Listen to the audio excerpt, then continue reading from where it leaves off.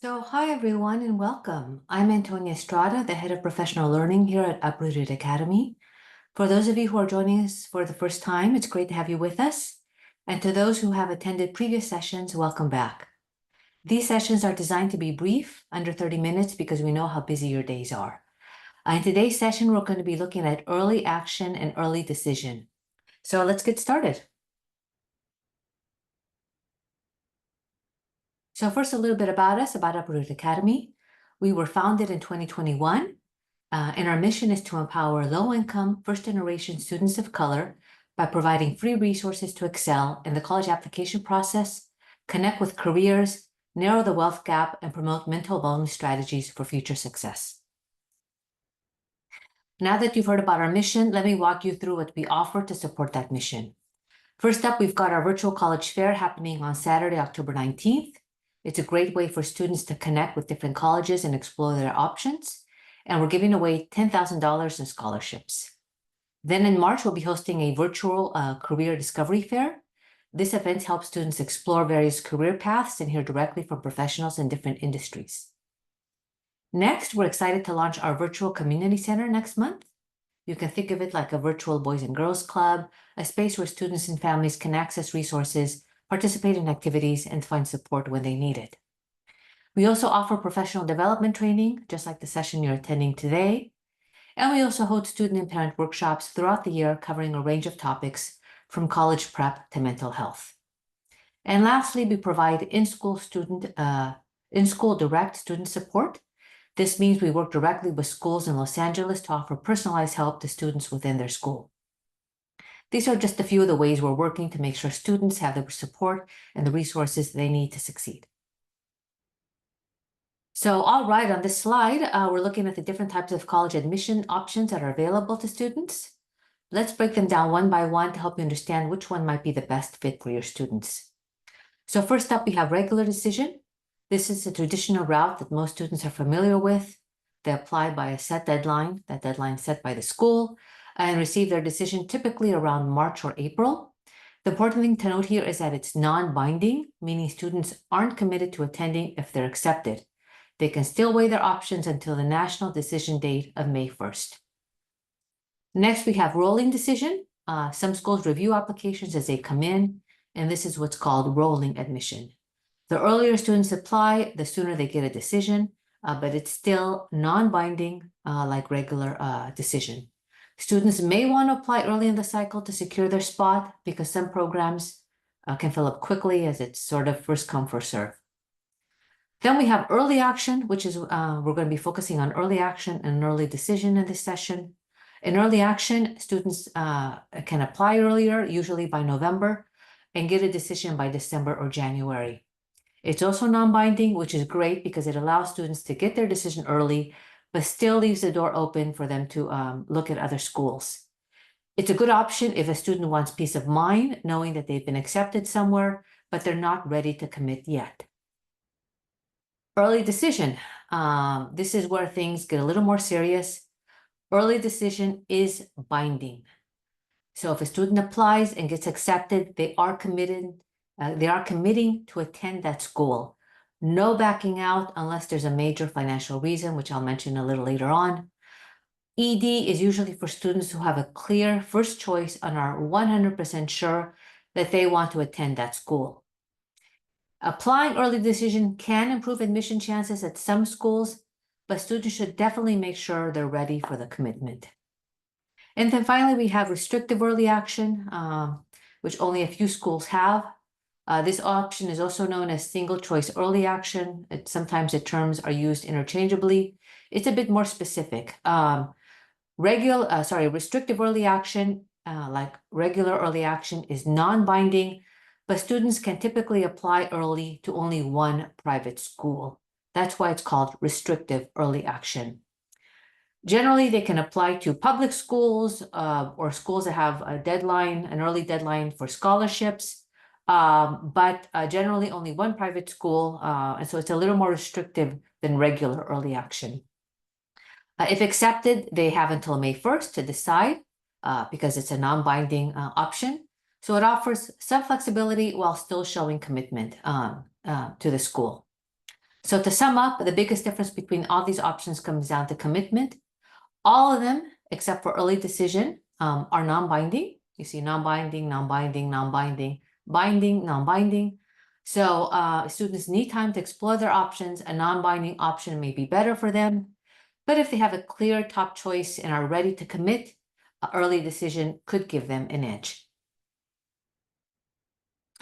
So while the last slide gave an overview of all the different types of admissions, regular decision, rolling admission, early action, early decision, and restrictive early action, this slide focuses specifically on the three most common options, which are early action, early decision, which we're going to look at in more detail in the next few slides, and regular decision. So let me just go over briefly them again. So early action, we had mentioned students need to submit their applications earlier. Typical deadline is November 1st or November 15th. There are some exceptions, just a few exceptions. For example, Clemson University and the University of Central Florida have an early action deadline of October 15th. Some even have the early action deadline in December. Again, what's great about early action is that it's non-binding and students will typically get their decision back in mid-December. Early decision also has similar deadlines, November 1st to the 15th. Again, the biggest difference is that it's binding. If a student applies early decision and gets accepted through early decision, they're committing to attend that school. No exceptions are backing out of the commitment unless financial aid is a major issue. Because early decision is binding, you can apply to only one school via early decision. You couldn't apply to two schools early decision because then you would be committing yourself to attend both schools if you were accepted, which of course is not a possibility. So early decision, only one school, whereas early action allows you to apply to multiple schools since it's a non-binding option. Some schools offer early action. Some schools offer early decision. A few offer both, and most will offer neither. So it's important to check each school's specific application policies for your student to check the website, which is the official source. Look at the schools interested in, the different application options they have, early action, early decision, rolling, regular, both, neither, and see what those deadlines are. And again, lastly, regular decision, as we saw, typical deadline, usually January 1st, 15th. Some schools even have as late as February. And then students would get their decision back in March or April, and they would have to notify the school of their choice by May 1st. So let's look at a few early application options, which are very specific. So referring back to this slide, this restrictive early action options, which are a subset of early action options. So these are only a few cases, but I did want to highlight them because the schools on this list are very well known. So restrictive early action and single choice early action, as I mentioned before, sometimes these terms are used interchangeably, but essentially restrictive early action, the two schools here, there might be more schools, but these are the two most notable schools, Georgetown University and University of Notre Dame. Under this option, restrictive early action, applicants cannot submit a binding early decision application to another university. So they can apply to as many, students can apply to as many early action schools as they want if they apply restrictive early action to any of these schools, but they lose the option to apply early decision anywhere. Single choice early action is a bit stricter. So again, notable schools like Princeton, Harvard, Stanford, Yale, Caltech.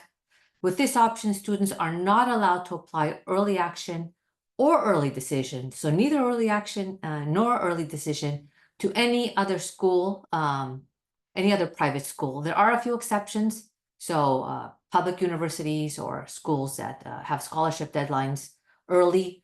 And each of these schools' websites, if you go, like for example, Yale University, you look under single choice early action, it will actually give you in great detail kind of all the rules and exceptions for schools that students can apply to. But generally no other private school, and generally, yes, public universities. Both of these options offer students a way to apply early without a binding commitment. They are early action, so they are non-binding. but they do come with some restrictions on where else they can apply in the early rounds. So students need to be strategic about which schools they prioritize. Again, good choice for students who have a clear, who have a top school in mind, but want to keep their options open for later. So, all right, let's take a look at the key benefits of applying through early decision, which I mentioned is binding. It's the only option that is binding, early decision. So first, applying early decision demonstrates serious commitment. Colleges know that by applying early decision, the student is saying, you're my top choice and I'm ready to commit if accepted. Because of that, early decision applicants often have higher admission chances at many schools. Schools know that these students are serious about attending. And then students applying through early decision receive their results earlier, usually in mid-December. This allows them to reduce the stress and uncertainty of waiting versus if they had applied regular decision. So this is also true of early action. They get the decision earlier in December. There might still be some uncertainty as where they're going to attend school since early action is non-binding. They might decide to attend a school that let them in regular. But these are the benefits of applying early decision that you see here. Here we can see some data, some numbers for some schools that offer significant admission benefits for students who apply early decision. As I mentioned, that's one of the benefits of applying early decision, that for some schools there's a higher admission chances of being admitted. So here are just 3 examples of schools from the class of, some numbers from the class of 2027. For example, at Boston University, the overall acceptance rate is 10.8%. The overall acceptance rate, so students who apply regular, students who apply early. But for early decision applicants, that acceptance rate jumps to 26.1%. So that's a huge increase. The regular decision rate is just 9.4%. As you can see, it's lower. You can see a similar trend with schools that I have here. Again, just 2 other examples, Cornell University and Tulane. Tulane is wanted to mention that because Tulane the overall acceptance rate is 14.6%, but for students that are applying early decision, that number, and yes, this is correct, this is not a mistake, that number is 68.1%. So that is a huge difference between students that are applying in regular rounds. Tulane really likes its early decision students. That said, these early decision acceptance rates, it would be a simplification to say that it's easier to get into these schools if you apply early decision. It's important to be aware that that early pool of students is highly concentrated with very strong candidates, recruited athletes, and legacies who raise the acceptance rate for the entire cohort. But still, there are advantages to applying early decision. The other thing I wanted to point out that while early decision can improve a student's chances of being admitted, as we see, it's important still for the student to choose a school where their academic profile aligns with that of the school's admitted students. So applying early isn't going to turn a big reach into a sure thing.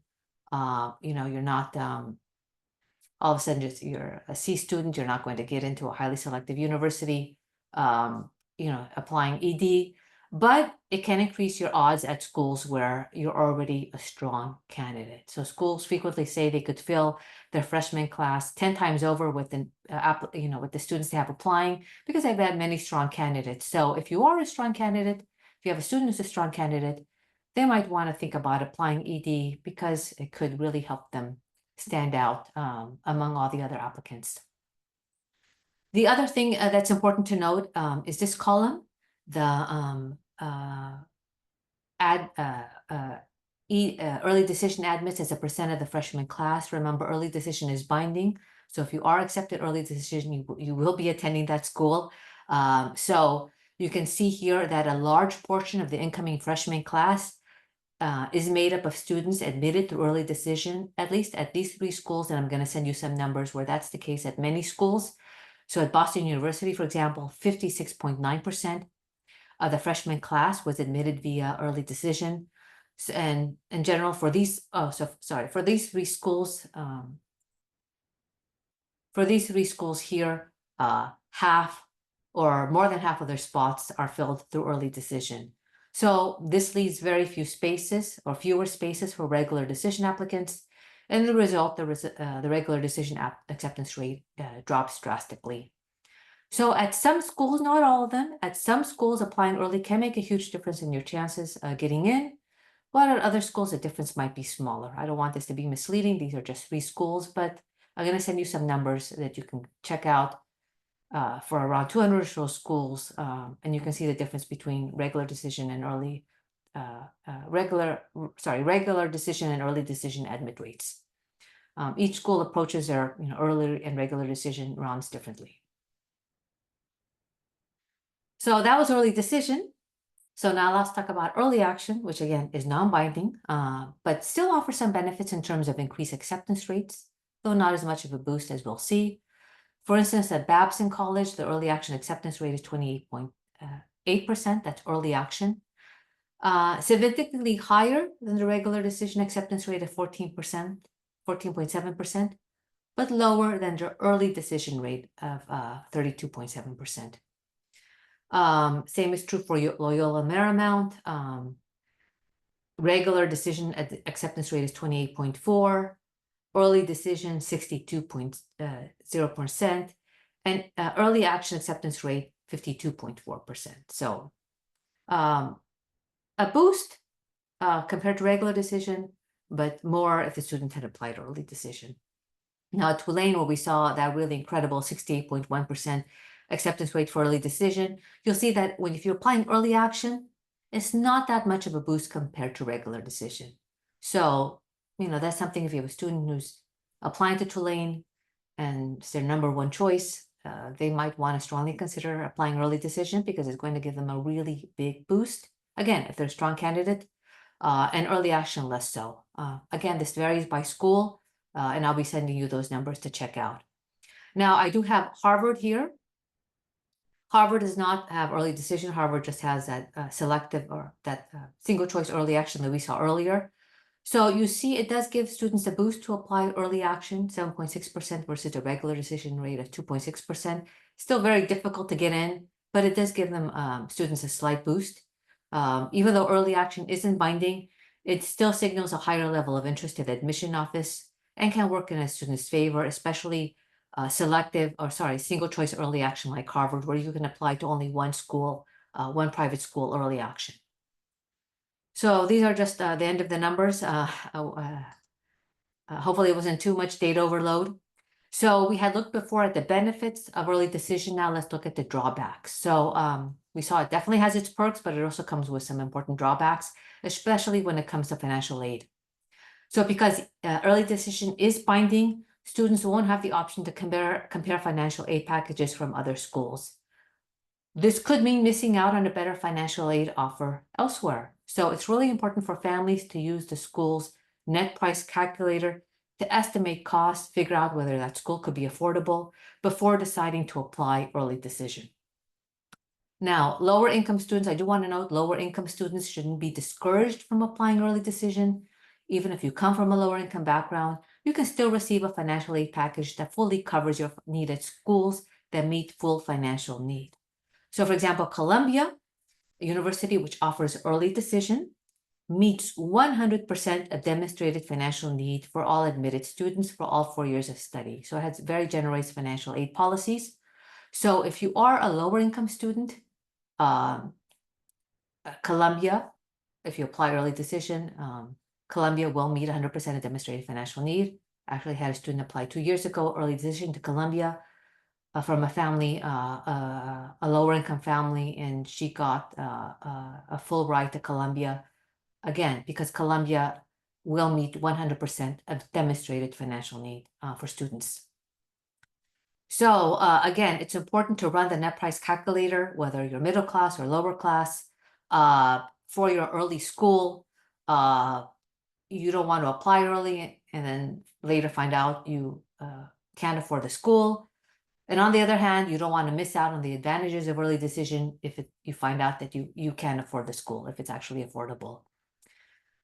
Now, if the financial aid package doesn't work out and it's just not enough, students can decline the early decision offer, can back out of that commitment if the financial aid package isn't enough. That's really the only reason they can. There might be exceptions, there might be additional reasons or additional exceptions that schools have, but generally the only one is that the financial aid package isn't sufficient. But then, of course, they can decline the offer, but then they lose their spot at that school, and they have lost the option to apply early decision to another school that might have been more affordable. So that's something to think about. I really encourage students to run the net price calculator. Even though the quality of the net price calculator varies across schools, it's really the best tool that students have to find out if a school might be affordable for them.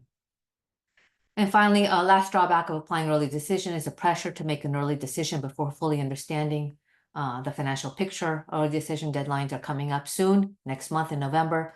Some students might feel rushed into committing without all the information. So while early decision can increase your chances of getting in, depending on the school, it's not always the best option for students who need to keep their financial aid options open. So who should consider early decision? Definitely not for everyone, but there are certain students for whom it could be a great option. So first, early decision is great for students who already have a clear top choice school. If a student is 100% sure where they want to go, early decision makes sense. But I would even say, if a student is 90% sure, they might still consider applying early decision because of the higher acceptance rates for early decision applicants, which we saw earlier. So really this depends on the student, kind of maybe that, 90% sure, but maybe that's a trade-off worth making. If the school they're thinking about applying to early decision really gives significant advantages in terms of admitting students at a significantly higher rate if they apply early decision. So that's something for the student to look at that particular school and see if, maybe if they're not 100% sure, but they're 90% sure, it might be worth it. It's also a good option for students who are at their academic peak by junior year. If their grades are solid and they've already built a strong application, early decision could give them an edge. On the other hand, if a student is expecting their grades to improve a lot during senior year, it's probably better to wait and apply regular decision so that schools can look at their first semester senior grades. It would make for a stronger application for the student. And lastly, early decision is best for students who are confident they can afford the school. Without the chance to compare financial aid offers, they need to be financially ready to commit. So overall, early decision great for students who are both academically and financially prepared to make an early commitment. So run that net price calculator. Now let's switch gears to early action, especially when it comes to financial aid. The great thing about about early action with respect to early decision is that since it's a non-binding offer, it allows students to compare financial aid packages from multiple schools. This gives families more flexibility to review and compare offers before making a decision. For families who need that extra time to really assess their options, early action is a much safer choice. Students can apply early, get their results early, but still have time to look at their financial aid offers and make an informed decision by the May 1st deadline. So here are a few important financial aid tips for students applying early, whether they're going through early action or early decision. First, it's really important to apply for financial aid early. The FAFSA, we've been told, opens on December 1st. So encourage your students to get that submitted as soon as they can. For schools that require the CSS profile, so some schools will require the CSS profile, mostly private schools, but some public schools. Make sure that students are aware of that and submit it on time. The CSS profile opened on October 1st, so that's available for students to submit. Another important thing to remind students of is to research each school's financial aid policies. So not only early application deadlines, but also early financial aid deadlines. So schools have different requirements and deadlines for early applicants, so it's important to understand those details ahead of time so that students don't miss out on any deadlines. So just to give you an example, Columbia University that I mentioned before has an early decision application deadline of November 1st, early decision application deadline of November 1st, and the early decision financial aid application deadline of November 15th. So for students who are applying early decision, they need to submit their financial aid applications by November 15th. Now, of course, the FAFSA is not going to be available by December 1st, it won't be available by November 15th because it's coming out on December 1st. So this means the CSS profile the students will need to submit. Finally, as I mentioned before, if the financial aid package doesn't meet expectations, encourage students to reach out to the financial aid office, whether they're applying early or whether they're applying regular. They might be able to provide more information or even adjust the package if the situation allows. So that's it in terms of early action, early decision. I'm just going to say it again. Early action, non-binding. Early decision, binding. The only exception to backing out of that commitment is if the financial aid package isn't sufficient. So that's it. I encourage you to stay engaged with us, read our blogs for tips and tricks, come to our free events such as this one, follow us on social media. And just want to mention a big event that we have, a free event that we have coming up is our virtual college fair on Saturday, October 19th.